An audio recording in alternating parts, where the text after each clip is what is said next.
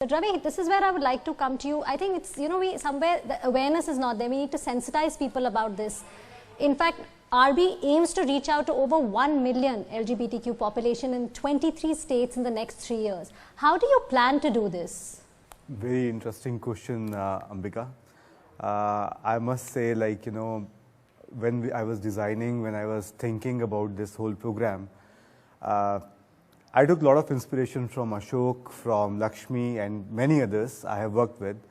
And this whole conversation goes back to my earlier avatars in my career when I was the one who actually helped setting up more than 35 community-based organizations of transgenders, of LGBTQ, IQ plus populations, where the main work was HIV testing, hepatitis B and C and PrEP work with them.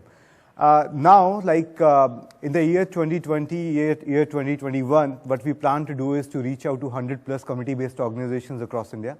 We have put a dedicated team who is working ethnographically on the, on the needs of the communities.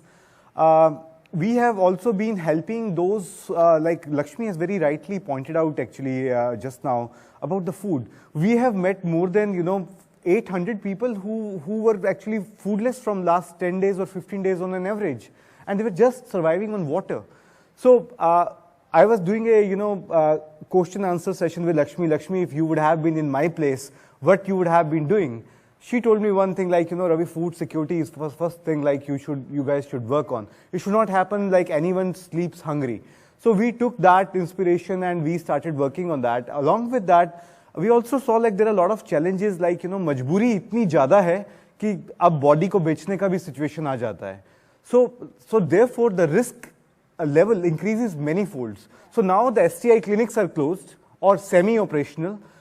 Your HIV treatment is, you're not getting that treatment if you are infected. So how to do the self-risk assessment?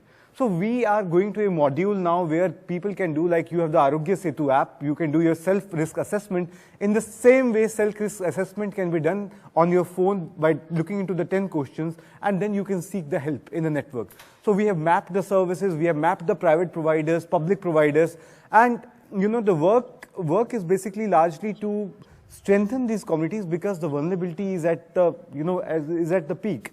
We have also seen trans kids, very small kids, who are either double orphan, maternal orphan, paternal orphan, and now when this migration was happening, no one was there to take care of them because they are from the LGBTQ plus population groups and they are on the red light signals. Were asking for alums for the day. No one is there because it's lockdown. So where to go?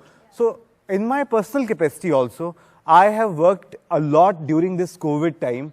And I'm very proud to say at least 200 kids I have taken care of myself in this period, especially from this community. It's not because they were needing me, it's more because I saw there is no other place for them to go.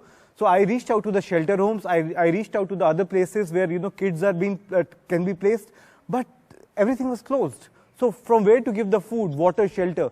So provisionally schools, I made some schools open, and in those schools these all kids were actually put. And I made the provisions by the community kitchens, and local women were actually preparing the food for them. And till now, in many places, these kids are staying. We are actually hoping soon this all situations, we overcome this, and they get their families and the foster parents with whomsoever they were working. So some of the foster parents have moved to UP back home, some in Chennai, some somewhere else, and now the kids are just left. So that's as much as there is a need for the elderly, for the kids also from this community, there is a lot which needs to be done.